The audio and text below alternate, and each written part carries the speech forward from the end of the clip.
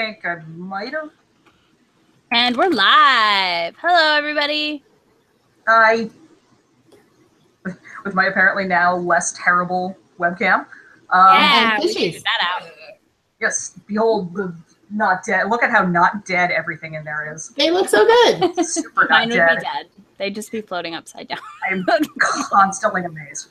So this month, it was my month. So before October, I jumped the gun and I picked something that was allegedly a horror comedy. It was billed as a horror comedy, founded in the kind of Scooby-Doo sort of, campy mystery. It is Meddling Kids with its... I still think the cover art is super sweet. Cover's amazing. Cover's I great. love that. Super rad. And it is by Edgar Cantero. This is his second book written in English, which I think is relevant. And looks like I managed to polarize pretty hard with this one, except I think there's only one poll, and I think I'm the only one who's not on that poll. Amelia, what was your sense? Okay, here's what I want to say. At about My manifesto. 65% in, when they started down the mine, I think, around there, I thought the book was totally average and not horrible. And I was willing to read it from then on with a better attitude. At no time did I barf. I didn't hate it after that. I didn't want to stab my eyes out anymore. And the plot happened finally, and that was great. And if it had been just that, I might have actually said, yeah, that was pretty fun. With some problems, but pretty fun. But unfortunately, that was the very far to the end, back half of the very long book. So. You have to stop. I'm losing it. The book was like 350 pages. It's a big effort to get there. So, it happened. We read it. That's all. It happened. My tea on this one. So Izzy, You can say about a book as it happened. yeah, no, that sure was a thing we read. It happened. Hey, and I've been like that on some of the other picks too. So Fair. Totally fair. You tried twice to read this book. Because it's book club, and I don't like not finishing book club books. So I was on I don't know, was it Friday or Thursday? I told you I was like, I'm not finishing this, guys. I can't do it. And then last night I was like, I'm gonna try again. I'm 43%. I can do this. No. And I was right before it starts getting to be. I literally got to that. I tweeted it. This sentence that was almost the whole page of my Kindle and is a paragraph in the print book. I was like, I'm done. I'm done. I can't do this. I read the sentence to Dave and I couldn't breathe afterwards. I was just like, this is not working. So I hit the cheat button and talked to my mom who read it before me. Nice.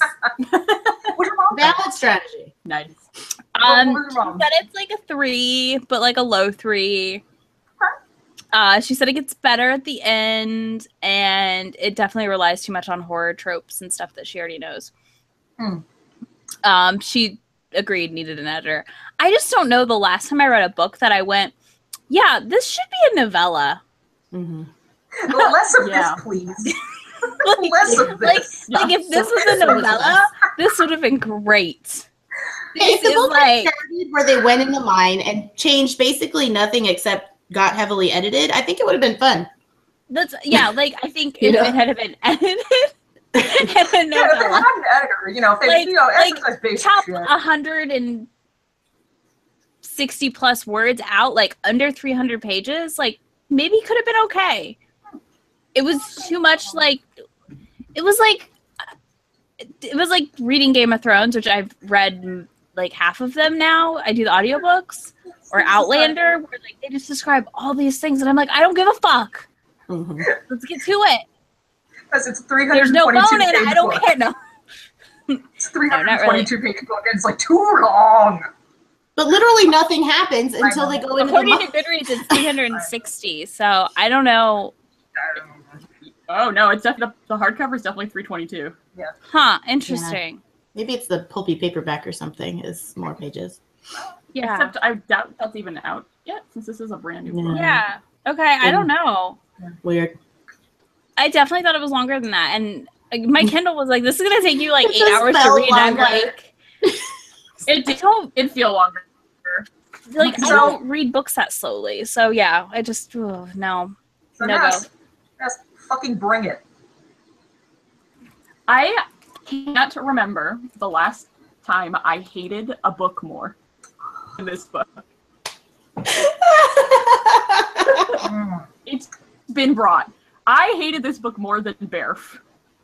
Did you hate Yeah. it more than what was the one we read that I didn't finish? The Emma, was it an Emma retelling? Oh yeah, there's the Emma retelling. That's there the one was I hated the most. It was the Bachelorette's Guide to Murder that I also picked. I did not hate that as much as I hate this. Ooh, interesting. Yeah, Bachelor's Yeah. Girl's Guide to Murder It was was not good. No. But I hated that retelling we read a But- lot. What has changed that in my mind is that, again, if there was an editor who made that gay Emma, I would have been all in. Yeah, fair. Yeah, definitely. Whereas this, I don't like horror, and I was never scared. I do like it's comedy, but this book did not make me laugh at all. And I just don't think you should have a sentence that is like 400 words long. Yeah, I still haven't found it in my book. I Yeah. need to find it. No, it should not be that long. Tim is the only Delicious. redeeming feature of this book for me. Yep, the dog was the best part. And then they fucking The ruined dog. the dog at the end, and I got really mad. Yeah, I don't know what the fuck that was. The dog made a bird friend. Yeah. That was pretty great. That was nice. Uh-huh. Well, If this book was a short story in the style of Ernest Hemingway's shortest story, I may have enjoyed it. if you could make it six Or a words, short story. 6 words. tentacle Tentacle. monster, evil wizard, Cute dog. jinkies, wow.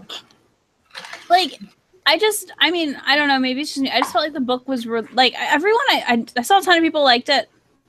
Yeah. And then I was just like, is this book just relying on heavy nostalgia for a Scooby-Doo that didn't exist?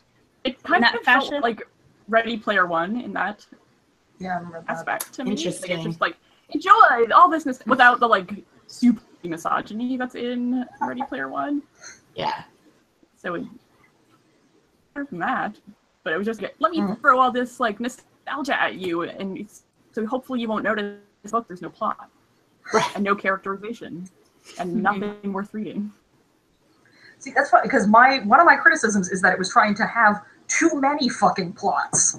It was going for the creature feature, the occult supernatural sort of thing, the cosmic horror sort of plot. Like, it was trying to do way too fucking many things all at once.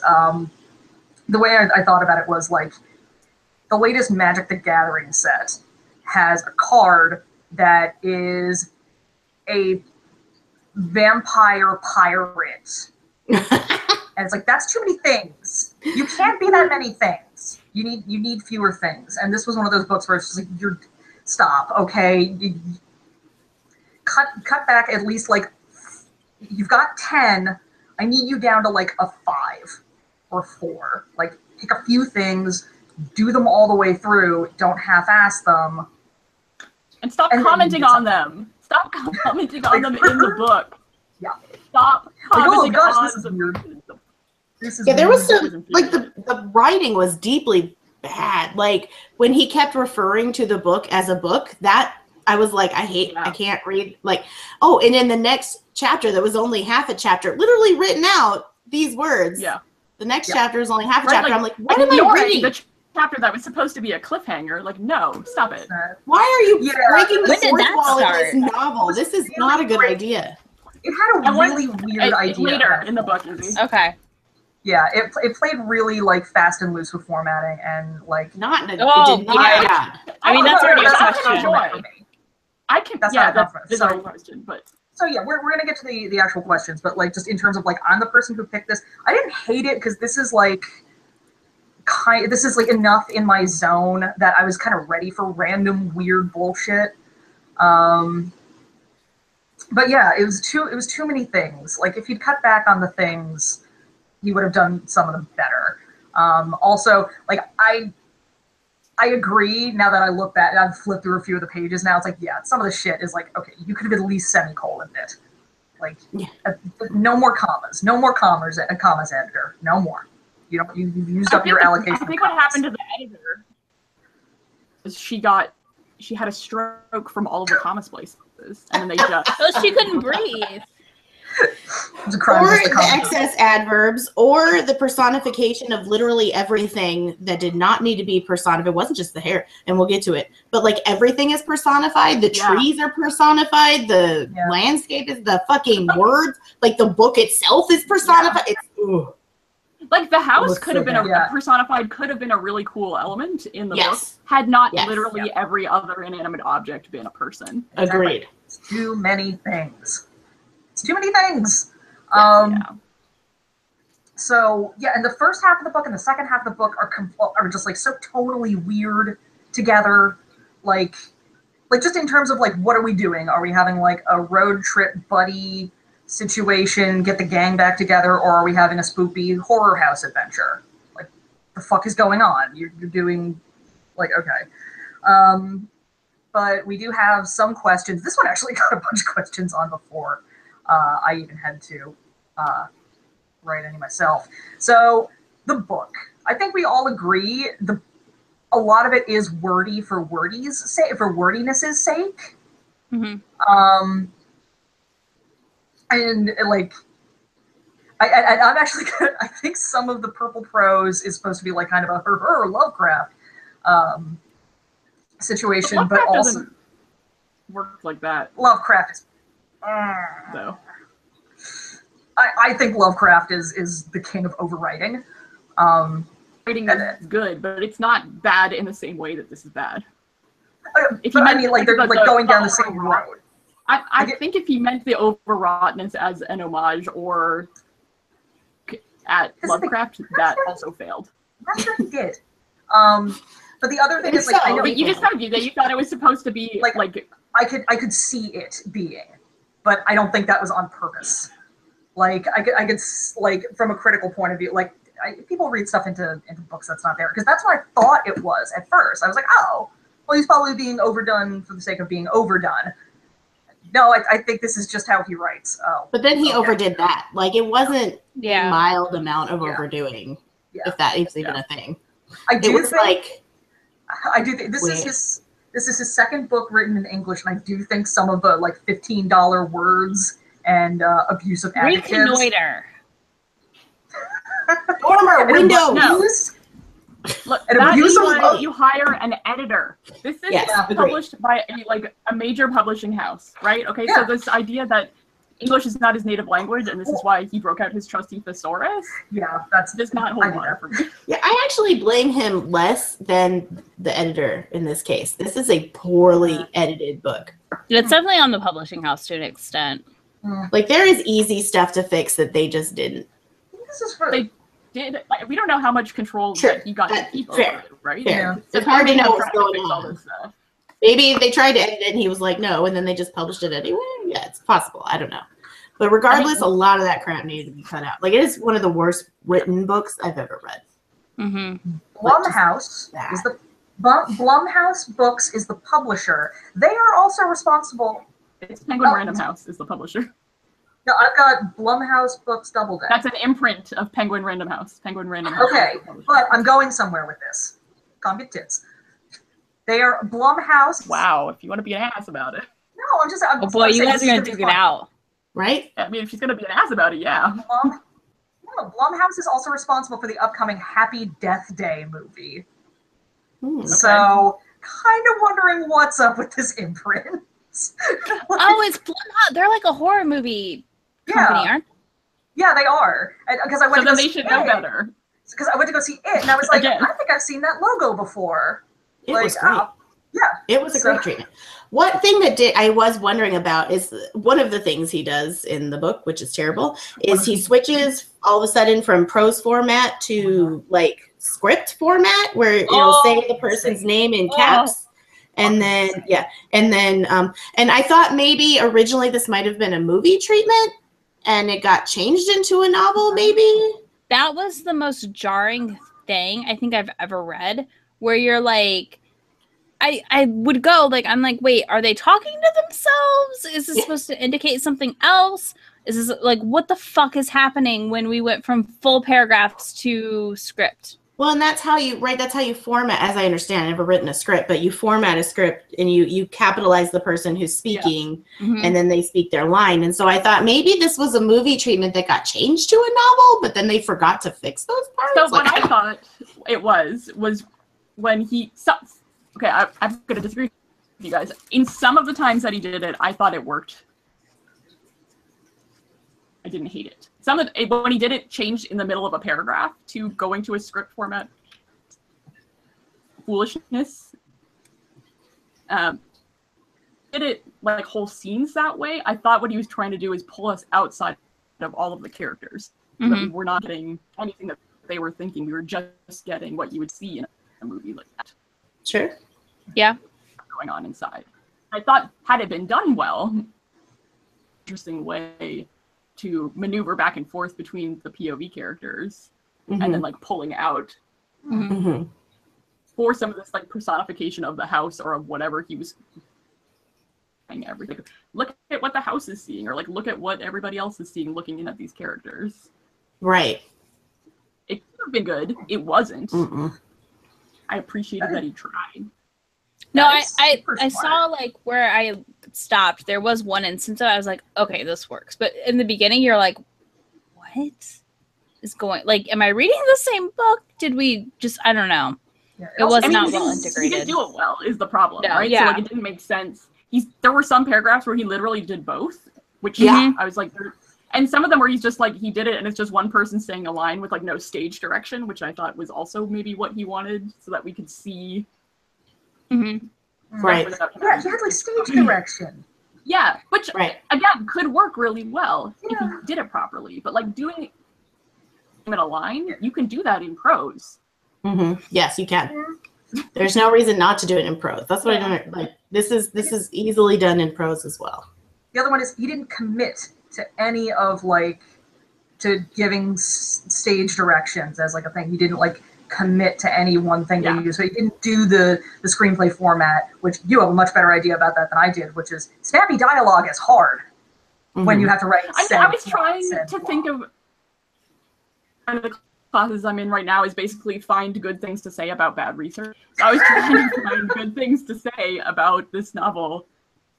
Oh man. On first glance, had nothing charitable to say. Like, no, that's a really smart, and that would actually be a really smart way to use that kind of like, shift. But he didn't commit to it. No. Like, there's so many things that he didn't commit to, like introduced as like a quirk, and then just like, forget about it. We're doing a different thing now. Yeah. So, yeah, it was very tonally strange. Like, I know whenever I write dialogue, like I hate say like, and then like.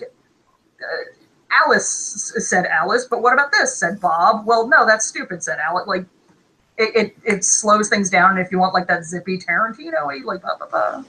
See, I disagree with that. I think those things disappear, at least to me, they disappear, and they're just simply cues to know who's speaking, but that's me. I don't know. Those kinds of dialogue changes just disappear to me. I agree, and that was my said is fine, Jesus Christ. Yeah, exactly. I don't like you can need say a different way to say said.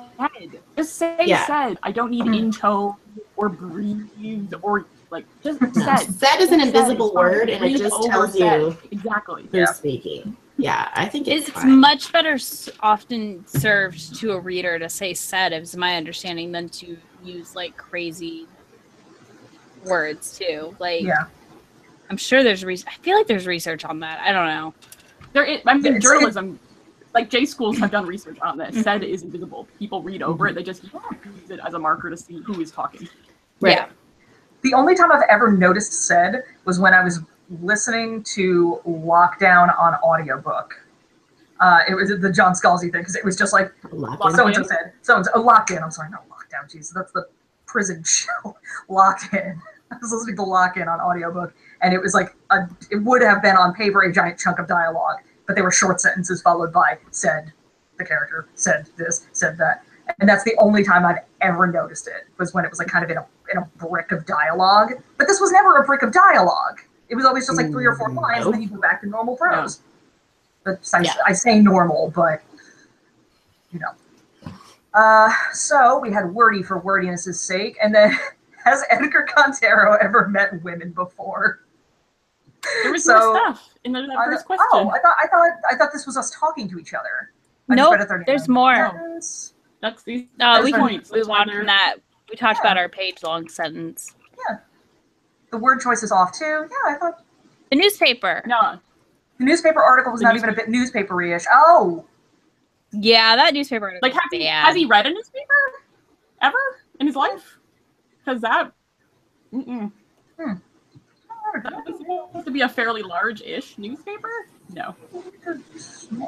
False. I don't even remember reading the whole. It was so early, it's like out of my brain. Yeah. They kept repeating it like 4 times. Ugh. So many feelings about the beginning of this book. It was bad. The thing about his word choice that we have not talked about, we talked about like the choices of his words. Like the Soros thing, he picked the wrong word, or he picked a word that was similar sounding to the word he wanted, but was not actually the word he wanted. Again. Yep. Editor is your friend. Okay. They were too busy working on I feel like to somebody who is not a native English speaker or a native language speaker, you're kind of setting them up to do. You know, it sounds the same. But that's why you trust your editor who's like, no, actually that word isn't it. You meant this word, my friend. And I think if he did deny the editor's edits, that shows to me like a weak writer. Because I think it's really hard to say who fell down here. Yeah, like, I mean, who knows, right? We don't have that knowledge. But I just think that like a writer saying no to an editor is like really bad, because that just means you're not confident in the story you're telling in the end. And you're not confident in your editor to an extent, maybe. Well, I mean, so I've been an editor, right? So like, if I make an edit and the person does not want to do it, they need to be able to explain and defend why that is a thing. Saying I don't want to change that is not a good enough reason to not want to change it. You need to tell me why it matters that this sentence exists the way it does. Right. Yeah, I mean that too. Like there are cases obviously where you wouldn't take the edit. Something's getting lost in the edit, but this book needed a stronger editor. Yeah. Yes. Or a stronger edit. Yeah, we don't know if it was the editor or the author, but both. Okay, so but let's just say needed a stronger hand. This is the book that he wanted to have published. He needed to be a better writer to write this book. Yes. Agreed. They were all busy working on. No, I think you're right. I think you're right. There's no way of knowing what happened, but something bad happened. Everybody was busy working on the Happy Death Day screenplay, so which I'm sure is great. Or Groundhog Day. What's to go wrong? Okay, so sorry. Are we good on question 1? Yeah, I think so. Well, I think so. Okay. Are you good, Ness? Yep. Sorry, she dropped out her sentence, so I didn't know she was done talking. So there's has Edgar Cantero met any women before? So let's break this one down. I already know. No, he does not. Okay. So we're starting with the one subpoint is the real personification of everything was the first introduction to it, I think, is with Carrie's hair. Like, and that I have this disgust from the hair. Get it? That it's supposed to be like kind of her from hair. Andy's point of view, that like kind of this, like mooning romantical something, but I don't know. Just got show hands. Anybody who has been attracted to a woman, have you ever thought about their hair that way? As happy or sad or dying or coming back to life or speaking or cheering? Never, ever, literally never. It was ever. It was a weird choice. And it was a repeated, like it just kept happening. And her hair, at one point I made my husband, this is our relationship, I made him read it to me out loud while I was playing video games because I couldn't sit still. So I had him read out loud to me for a little while. And this is happening to me, it's happening to you too. Yeah, right? Like, you're going to suffer with me. He got to her hair shushed and hushed, and I made him read it to me 4 times because I was like, I don't understand, what is shushing? The hair was talking. The hair was talking. That can't be what he wrote. No one thinks I can only imagine if I'd made Dave read this to me. It was amazing. It was an amazing. It was so good. It was an amazing interlude. You know what? Like that. Now that I think about it, I think we might hear more from the, like, Carrie's hair being personified than we do with the Peter hallucination. Oh yeah, there's more from the hair than Peter. Which was supposed to be, like, a big plot point. Like...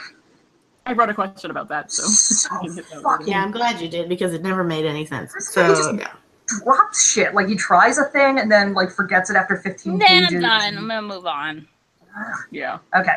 So, how Andy thinks about and relates to Carrie. So we have apparently a couple positions on this. So who was like, ugh, no way, this never, like, who was the hard no? And then I've got Amelia as a hard disagree. Well, I think actually we ended up pretty close. Yeah, I think so. That makes sense. I was the way like that Andy in the middle, if that makes sense. Okay. Yeah. So the way that Andy relates to Carrie before she tells her that she's been in love with her forever. Mm-hmm. Okay, I'll talk for myself, is not a way that I have ever experienced attraction to another person. It read more to me like a man trying to describe a woman's attraction. Sure. Than actually something that felt, and when we read N.K. Jemisin's book, that felt good and like accurate, and like all the women felt like women in a way that this felt like I put in later reading George Martin, trying to describe women's feelings and emotions.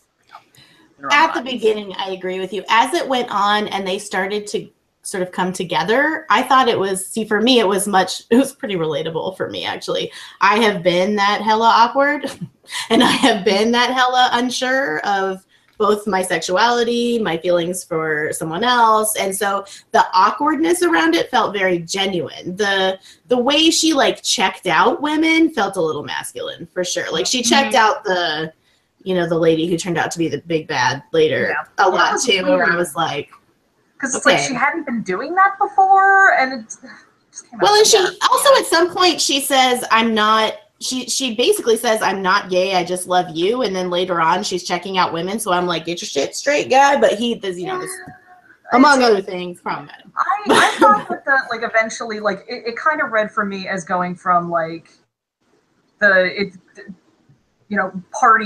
one, it has like this on the pedestal version of their, original, the person they were like the sweetest on when they were a kid, and then they remember, oh yeah, you're an actual person, but hey, I really like you as a real person too. So I thought that it was kind of like there was some sweet parts, I thought. Yeah, at the end when they talk about it, rung really true to me. Yeah. For me. When they talk it over and Carrie's like, I've never done this before, I don't even know what I'm doing, and Andy's like, that's cool. Like that all felt really good. Yeah. I was like, this is really nice. The beginning felt more like objectification than her actually loving Carrie, right? Totally. Like, she's supposed to have loved this woman her whole life, but all she does is talk about her body parts. See, I thought that was kind of the thing, because they were like kids and they hadn't seen each other in a billion years, so it's like, okay. Like, no, I can see your point on that one. Like, I thought it was one of those like when they started talking to each other, then it got delightful. Yeah, like of all the things in this book, that was my favorite thing. So like was that by the end in their last conversation by the pool, I was like, oh, I've kind of had this conversation, like it was nice. The bed cuddling part, I was like, this is like where she was like on top of her, kind of like, and they're doing things weirdly. Yeah, that was like that was kind of cute, whatever-ish. Yeah, like it felt better than everything previous. And it made me want to keep reading because I was like, well, I want to see how they end up. But then I was like, no. Not bad enough. No. Yeah. I'm going to go back to my romance. But that was like, that's why I said I disagreed, because it was probably my favorite thing in the book was their relationship and how it kind of developed. I thought it was really sweet and very believable. Yeah, I wrote that pretty early. Yeah, no, you're totally right. In the beginning, it's blah. Yeah. So basically we bring up the George R.R. Martin. So like the really early stuff where he's just focusing, basically like the POV is kind of stapled to Andy's point of view, and really following what she's thinking about. She's thinking almost exclusively about like the body parts of what she's seeing of the all grown up version of her first crush. And yeah, it feels very like, oh, okay, you want to talk about pretty girl. Got it, Eddie. Well, And what if it would have just been a crush situation? That may have been more appropriate. Andy was saying that she has loved this girl since she was 12 or 13, right? Like it wasn't just a hot kind of thing. It was I'm in love with you. Yeah, I love you as a person, not as a collection of body parts that I can model. Next. Anybody else? Anything? No, good. Okay, so we do agree. Tim the Weimaraner is pretty great up until like the last 2 pages. Just forget the last 2 pages about Tim, and he's wonderful. He's a great. Yep. Great guy. That was just. I don't know why he ruined it. It was very annoying. Because it was a thing. It was a box he hadn't ticked. Well, and if he was gonna ruin it, it should have fucking been Peter. I didn't understand. I thought, oh, well, great. Now we're gonna talk to Peter through the dog. Nope, didn't happen. That just left untied up. It's so a sequel. It's sequel bait. Is what it is. Yeah. Yeah, I don't think. I think we're done. I think we're done. I mean, I'm not reading another book. Well, not a chance in hell. But you always get like kind of like, you know, oh, maybe there's going to be a sequel. No, this story is done. This story is done. The dog is not enough of a loose end to be like, God damn it, I need to know. Even though I had cute. She put the dog in the backpack, and that was cute. I like that. That was adorable. Picturing a little Weimaraner sticking out of a backpack. She's just like packing him down. I love that. With the penguin, with the squeaky penguin. Yeah. The dog is the best part of the damn book. Yeah, and I gotta say, okay, one thing really early on that got me was a piece, like basically he wrote like a piece of physical comedy that I thought was written really well, because writing physical comedy is really fucking hard. And it's when basically they get Nate out of the asylum, and they're like basically just like dragging him on a rolly chair, and then they drag him out of the house. You just like picture him going over the fence like in this really like cartoon way. And like Tim was a big part of that, and I was like, oh, okay, maybe this guy, maybe he can write like, you know, shenanigans. But then there weren't any more shenanigans. Yeah, that was and even through that, I was like, he landed on his head like 8 times. That guy is not okay anymore. Yeah. It's supposed to be like kind of a cartoon sort of situation. That's what I thought the tone he was going to keep going with was, and it wasn't. So it's like, all right. But it's the vein that you're kind of going for with the like in horror movies, everybody has like superpowers pretty much. Like you can get stabbed like 4 times, but you know, if you're the final girl, you're going to get up anyway and do the thing. So yeah, it's relying again on kind of like those common like tropes, shared knowledge sort of thing of the genre. But if you're going to write physical comedy, I thought that was a really good way to write physical comedy. It was certainly unexpected. That's definitely. I did not see it coming. Made me laugh. That's fine. Okay, so the dog, big character flaws, alcoholism, aggression issues, hallucinations. Did they feel underwhelming and unconvincing to anyone else? I forgot that they had any of that shit because I think the author did too. Who was an alcoholic? Carrie. Except you don't ever see her drink much. I forgot. After the bar, like she had a DUI. Yeah, we see her drink a lot in the bar, and then she gets a DUI. She can give it up, and she's fine because they never address it again. Well, that's the thing. They talk about her getting a DUI in the past. She doesn't even get a DUI in the book. Like, just that's it. Like, we see her drinking a lot that one time, and they say, like, oh, that's her problem that she's been dealing with since. I totally forgot. Then yes. So obviously the answer is yes. Yeah. It had no effect on the plot at all. It's just another one of those, like, 15 billion fucking things he wanted to do. Mm-hmm. It's like, oh, these are all... It's like he decided on a different plot about halfway through and just went, like, fuck it, we're doing a monster movie.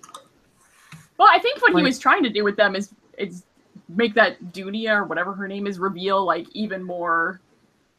Oh my god, like, they're all having such big problems. Right. Carrie's an alcoholic. Andy can't control her rage. Nate's in a mental institution. Peter killed himself. And it's not just normal 20-something angst. It's because of this horrible thing. Yeah, but he forgot about it. Properly. So it was just like, okay, whatever. Who cares? Yeah, he didn't stick with it. Like, he just didn't stick with anything. He didn't stick with the...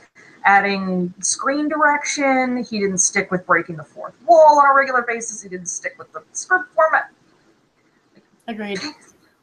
Well, I feel like with this specifically, since he gave them such like big problems that they should have been grappling with. He didn't bother to do any research about what that would actually look like. Yeah, no, and he's clearly like, did it's totally fine. You can just stop that shit when you want to. It's fine. Yeah. If you're that much of an alcoholic, but you can just quit and never drink again, and it'll be totally cool. And he did beat some people up, so I guess that's aggression. And she was mean to the Joey former bully guy. So I guess that's aggression. Like, she had clearly anger issues getting the gang back together. Yes. Yeah. But it never really has like a plot.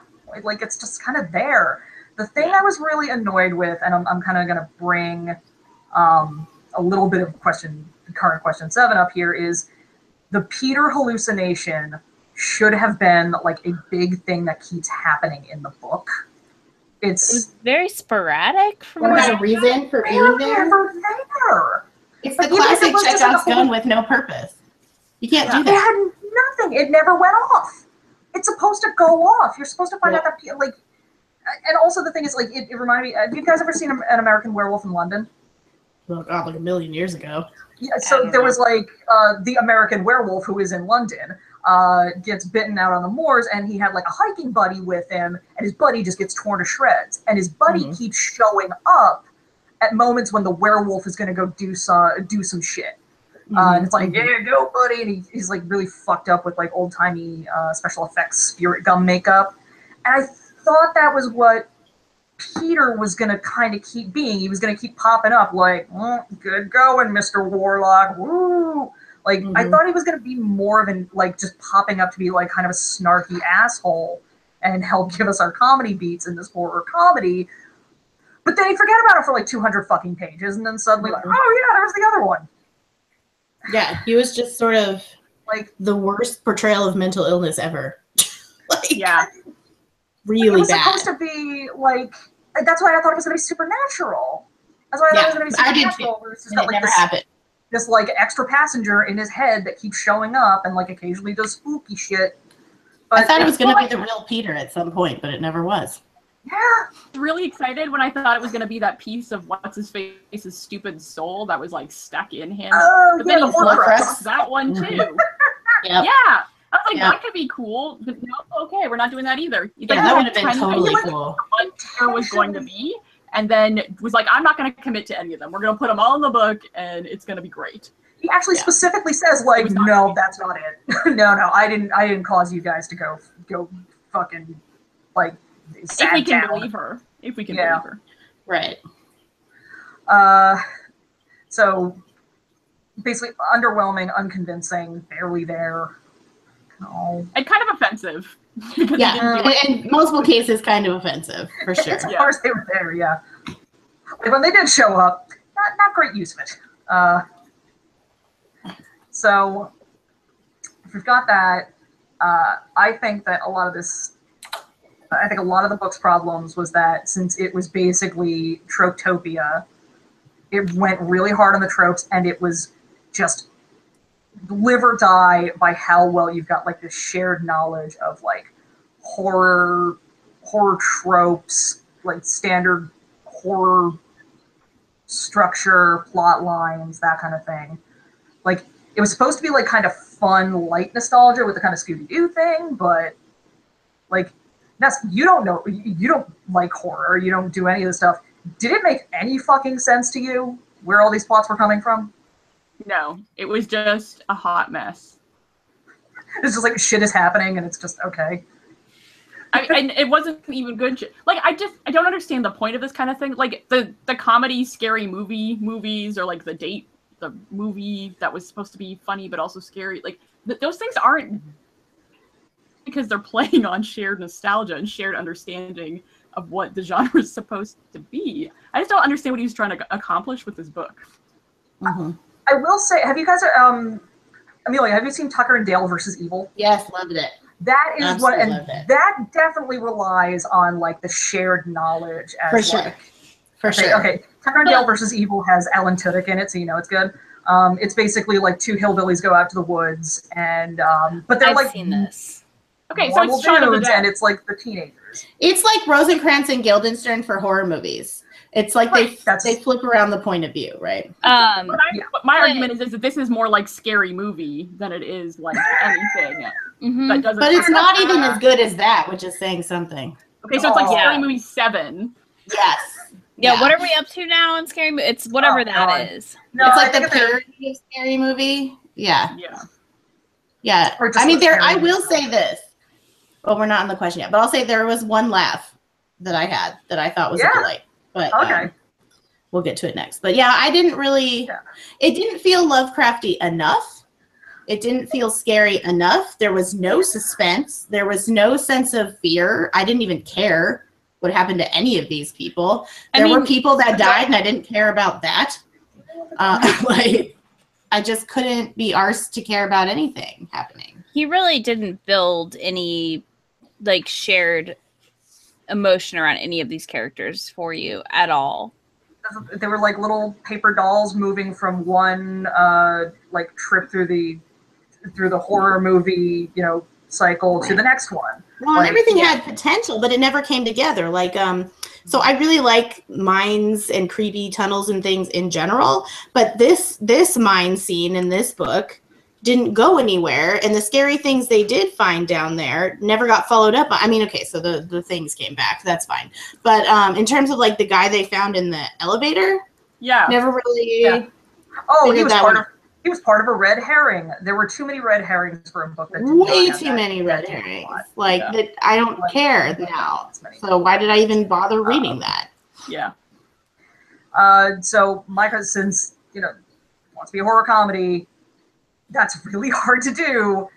Did it get any laughs? Did you ever get like, kind of the creepy thing? Did it happen for any of you? Amelia? So I'm the wussiest one here. I was never scared. It wasn't scary. It wasn't scary. At all in this book. Yeah, like scary. I didn't even have like a little bit of that anxiety. Nothing. Like I was never like worried. The IKEA book was scarier than this by a lot.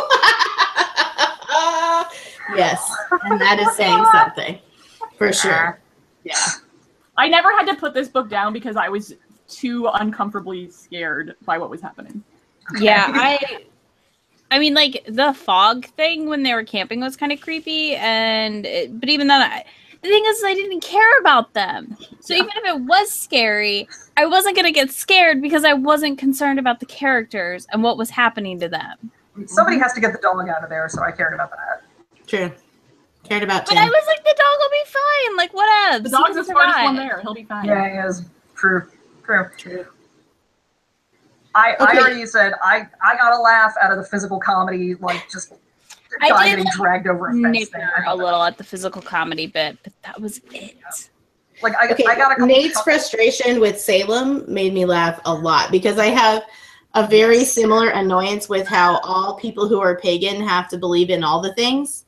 Yes. Like we can't just believe one thing. We have to believe in, I always call it alien overlords. Like we have to believe in angels and we have to believe in spirit guides and we have to believe, like we have to have the whole kitchen sink sometimes, not all of us, but sometimes.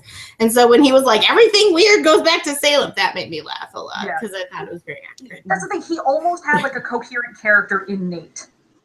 Almost. Like he committed on the Peter thing and went like deep with the whole like, I'm a occult nerd. I study shit like this, and it's driven me like pseudo crazy, like crazy in the like way that it works for like horror tropes. That could have been entertaining. That could have brought some entertainment and some connection. It didn't because he was too busy doing 15,000 other fucking things. Well, and I never believed that Nate was crazy. No, right? Well, yeah, the worst portrayal of mental illness. Well, he checked himself in. But like, why? That's the thing. Why did he do that? I still don't know. No, I don't either. No, and he really just shouldn't have. Like, if you're gonna do representation that badly, don't do it at all. No, because it's worse. Yeah, bad rep is worse than no rep. I think the idea is that like, oh, I'm hallucinating. I need to go to the asylum, and it's also my studies in the occult. But, but he never seems to really be like upset about that. So that's the thing. He never follows through with it. Like. Maybe he was just happy not to have a job and he liked chilling in the asylum. I don't know. It was just totally unbelievable. He didn't seem to like it there. He didn't seem to want to be there. Didn't have a reason to be there. Yeah. No, their personality traits and quirks and things were all badly that look done. Yeah, just like little paper dolls. Or Move through the Disneyland of horror. Like, here's like the Epcot. The Epcot of where, like, we're in the Epcot of horror pavilion. We're now over in the Swamp Thing pavilion. Totally. Like, yeah. So intersectional representation, not too bad. That was me. Depending on what you mean by that. What I'm saying is, it was nice to see women present. Although, they could have been written better. It was nice to see people of color present, although, they could have been written better. Nobody was written It was nice to see queerness present, although that was probably my favorite part, actually. So, but like, it was nice that it was there. And I liked the thing with Andy and Carrie, again, because it wasn't made a message TM, if that makes sense. It was just who they were. It was just part of the deal. It didn't feel... I thought it felt pretty natural. Like, it didn't feel like a book with queer people in it. It just felt like people in it, and some of them were queer, and I like that, and it's rare. I did appreciate that Andy got to be the action hero. Like, even if the action was completely ridiculous, she was a very believable action hero, and it didn't get, like... That was kind of the one thing that he wasn't like, oh, isn't this a funny trope? Like, except to me, Andy did feel like a funny trope, because everybody kept being like, hey, aren't you a dude, though? Didn't you want to be a dude before? Yeah, we did have a conversation once, and it was like I was holding my breath, and then it went away, and I was like, okay, fair question. Now it's gone. 8 times. Everybody asked her. They brought that up, and she was like, "Hey, you still go by Andy, right? Yeah, like, you didn't change your mind." They did bring up the whole like, I thought you wanted. Oh boy, yeah, I think I remember that. And she was like, no, I just didn't know that it was okay to be like a butch lady. I thought that if I wanted to be this way, I had to also want to be a dude. But then I got out of my shitty small town. Yeah. Except then somebody else has that conversation with her, and she's like, no, I never wanted to be one of the boys. I just wanted to do that stuff. Right. So he couldn't even keep straight like what her actual motivation was. Well, and that's true for everything in this book. Yeah, I was saying the core issue. Like, I was excited to see a Native American character, and then I was unexcited to see that he was like, oh, the story of my people. Like, but then he was kind of a cool guy. He thought it was bullshit, too. He was like, just, okay, it's there. But that's kind of gross, too, and like disrespectful at the same time. So, I don't know. I feel like he tried. But it was not good enough to not be characters of all of these things he was trying to be intersectional with. Mm-hmm. Yeah. Except, see, I disagree about Andy. I didn't see her as a character. That the gender stuff is fucking weird, but that she was tough and feminine felt nice to me. That's why I wrote this here. Yeah, I couldn't divorce that from the rest of the shit around her. Sure. Fair enough. Yeah, I'm actually with Amelia on this one. I thought that, like, her role within the story, because everybody was just kind of there to perform a role, and like, yes, you have to have the leader character, and I thought that she was an okay person to have in that kind of leader, let's just kick the fucking door in. Yeah, I mean, I think she did good at that. I think they were transbaiting. The author was transbaiting with her, though. Hard. Yeah. He should have either done it or not. Yeah. Like, he was, I guess, like, he just doesn't follow through on anything. Yeah. Yep. Like, she can be a girl who's tough. She doesn't have to be a girl who's tough who everybody thought was a boy. Yeah, no. And you don't have to keep bringing it. See, I guess I didn't read it. I read kind of fast, I'm going to be real. Yeah. So I probably skipped a lot of stuff, because the one conversation I was like, wow, and then it ended, and I was like, cool, let's not ever do that again. And then if it did keep coming back up, that's annoying. I remember at least 5 times. I remember a second conversation, and it was with the guy that she was like, fuck off! So... It was at least brought up 5 times, because I kept hash marks every time they brought it up. Huh. Interesting. What is even the point? Why are you even doing that? That's what I mean. That's why I wanted to know. Yeah. Yeah. Because you've forgotten he already did it. Then he's like, I gotta come up with a reason. That's honestly probably. I gotta come up with a reason. I gotta come up with a reason. But he didn't need to be a reason. She can be a tomboy. No, she could just have been awesome. That was a thing in the 70s. Like that was kind of the explanation. That was always been a thing. The first one that they did was that. It's like, yeah, I didn't know that tomboy was a thing, so I thought that the fact that I, wanted to do the dude stuff meant that I wanted to be a boy. And then I got out of my shitty small town and realized that there were other options. Right, but again, he has that exact conversation where she doesn't say that. She says something else. That's the problem. Yeah. Right. So one of the 5 ways of dealing with it, I thought was pretty understandable. But I mean, she was a strong woman TM with all of that shit in there. Like, I don't think you could be like, well, one thing he did with her is good, so that means she was a great, well-rounded character. No, I don't think that she was I don't think anything about this book was well-rounded. I just didn't hate her portrayal. I didn't find her to be G.I. Jane TM and nothing else. She had other pieces that were nice. In the second half, or the final third of the book, I agree. Final third, yes. Yeah, final third. But in the first really, honestly, if I'm talking about it, I'm only talking about the final third. Yeah. That's the only time when anything happened. Except they like drive around a shitty small town. Which is fine. Like, if you want to do a character-driven story, fine. That is a thing that exists, but your characters have to be well-developed for that to work. I also don't think you wanted to do that. Well, and you can't switch halfway through to a plot-driven book. Yeah. Like, you have to do one thing all the way through. But there's never just one thing. There's always like, yes, I'm doing this for now, but I'm probably going to be doing like at least another thing within the next 30 seconds. Halfway through the sentence, I have changed. So, okay, yeah, this is actually something we were talking about. Why exactly did they have to retrace their steps? Why are they doing this? I think it was, like, past trauma, kind of, that basic. Well, I had assumed there was going to be some supernatural reason, but it never appeared. Yeah. I think he, like, dodged directly away from there being a supernatural reason. Like, he was like, no. When they first, like, went to, so, like, I got as far as the first time they went to the house, and I was like, oh, some shit's gonna happen. And then, like, nothing happens. And they just go back. And then the fog happens. And I'm like, oh, okay. Yeah, they find a tooth, row around on a boat, and then they get into a monster battle. Yeah, like, it was just... Like, okay.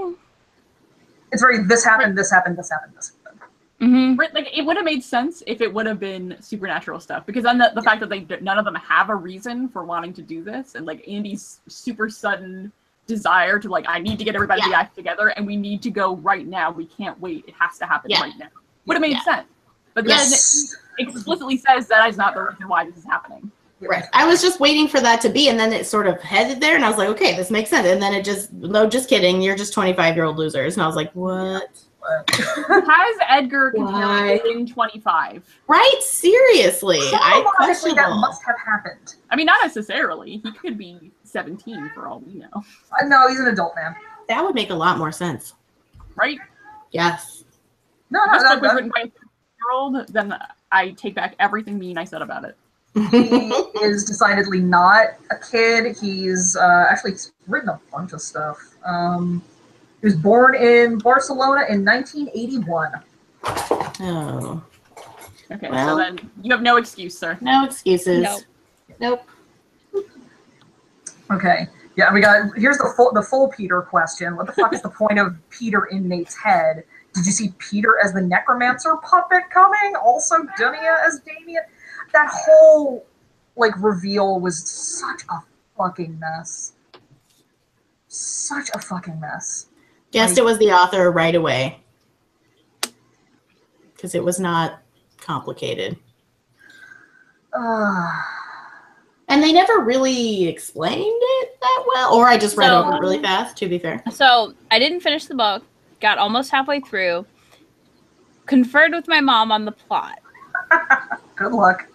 And she was like, yeah, you basically got it. Oh. So yeah, not surprised any of this. Because it just like, honestly, like to me, it's like outside of Peter, like the dropping of like this dude living forever and da da da da, and like he left and comes back and like this whole storyline. I was like, oh, that's totally what happens. Yeah, like and once they like, introduced the full and she was like, yeah. I mean, I didn't ask about Peter because I just I don't even hate Peter. He was awful. Even as a character, the dude's head is a hallucination. I was like, this guy's awful. Everything we hate in people. See, I thought that was the point. I thought he was supposed to be like kind of this like Horcrux. Yeah, he was like a Horcrux, and the thing is, like, he was also just a dick, and he was going to be a foil for Nate. Mm-hmm. Right, but that never happened either. That's how American Werewolf in London did the thing. I mean, I'm sure that was I saw a lot of it. Like, I don't read horror really, and I guessed what was gonna happen, guys. Like that's not good. That's No, not it was good. telegraphed. Like, See, my issue is how did you pick from the million tropey outcomes that could have been possible? The way they talked about the Necronomicon, whatever book, and then that Damien dude, the Necronomicon, and the Damien dude, I was like, oh, Damien. And Damien, come on. I was just like, that was like, come on. I read romance. It's full of tropes. Like, I can pick them out and be like, this is it. Like, we doing this. Happily ever after trope or, like, marriage of convenience trope. Like, I'm in. Right? Enemies to lovers trope. Yes. Yes. Yes. This was bad. But yeah, like, I picked it out and I was like, this is sad. Like, it fell through. Oh yeah, and then the fact that Dunya is an erotica writer, there is apparently a throwaway line shitting on erotica. There is. I just don't remember it. I don't doubt you. Y'all be happy I didn't finish or get to that because I really probably would have sad. thrown my Kindle and broke it. Oh, well, I wouldn't want that. Dunya is talking about herself. Her own work. Her own work. I'll say the whole, it's several sentences. There's not many things I've got left to see in this world, you know? Shit, when you're writing fantasy erotica for a living, you're really scraping the bottom of the bucket list. But it was on the bucket list. Which, A, that expression doesn't make sense. Bottom of the barrel is what he was looking for. Yeah. No, I think it was... No, I think it was the bucket list because it's like, oh, I'm living forever, so all that stuff you your do bucket before list you doesn't have a die. bottom. Your list has an end. No, that's not nice, and I don't like it. No. It's rude. Especially considering what he's one to put talk. Out, right? Yeah, exactly. I've read significantly better erotica. Oh, God, yeah. Look, that Kelly Armstrong stuff was better. Mm-hmm. Yeah, that's true. That is, ouch. Yeah. Yeah.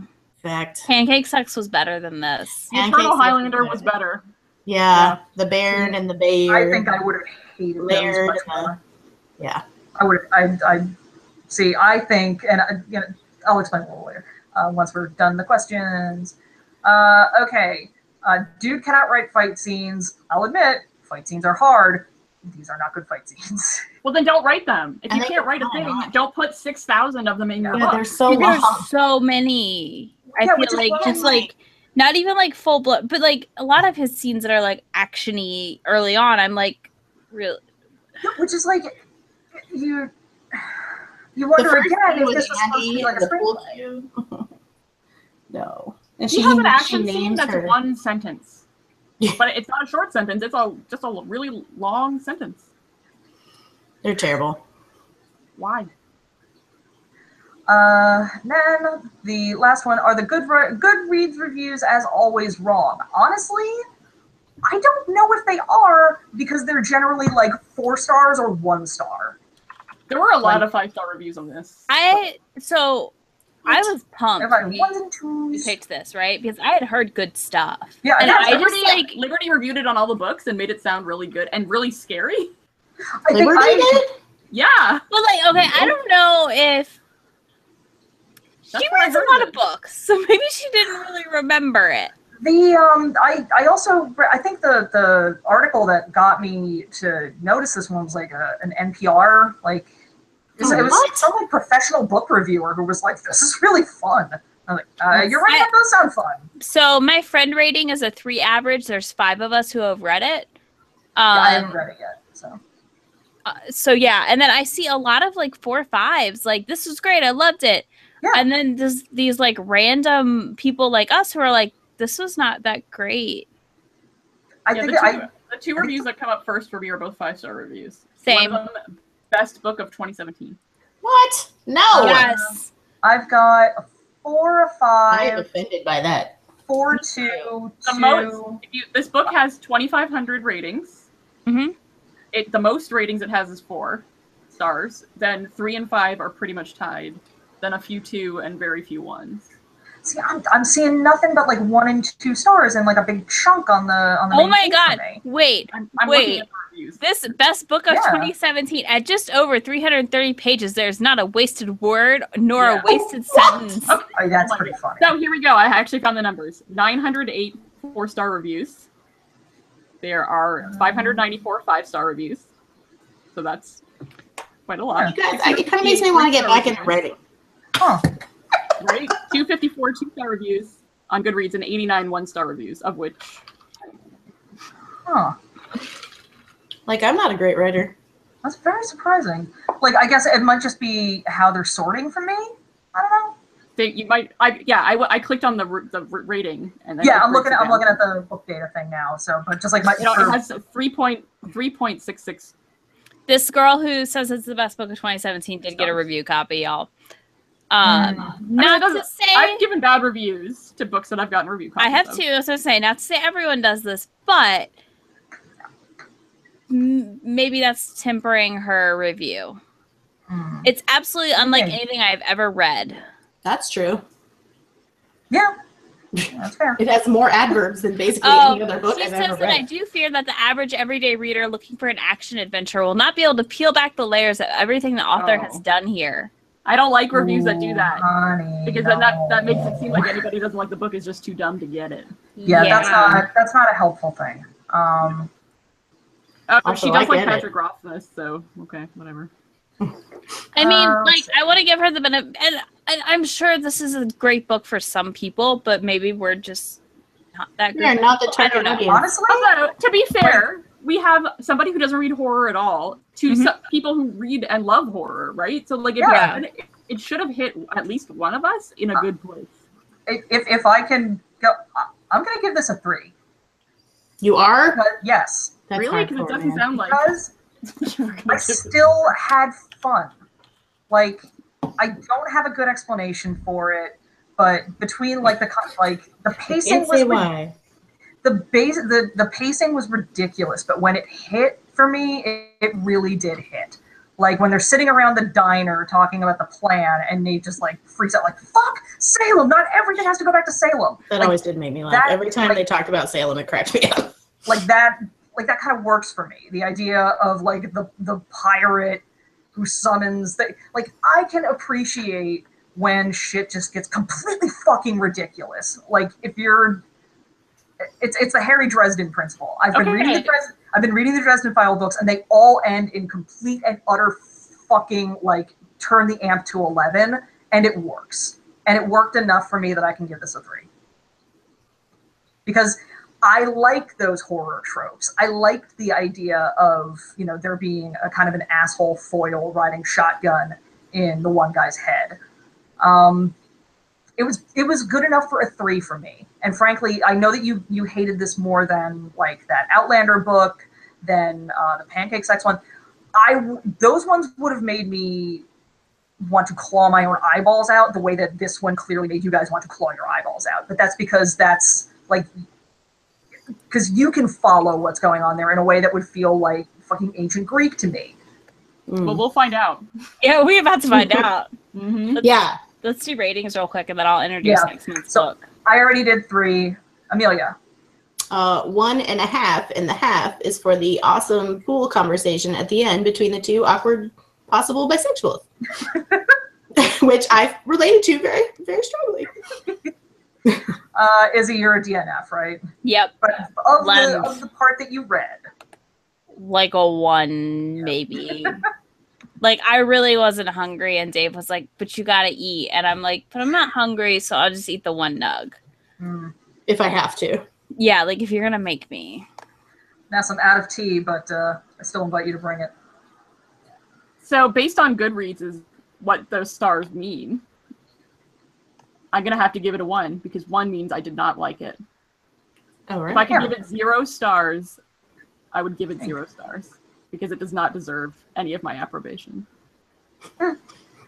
So, on a happier note, in late October, early November, who the fuck knows when, some point, we're going to read Unveiled by Courtney Milan. We're going to go full Regency. We haven't gone back in a while, guys. It's time. I'm excited. We are turning this ship around. We are going to read some fucking romance. That's right. God damn it. You mean that literally, right? Right.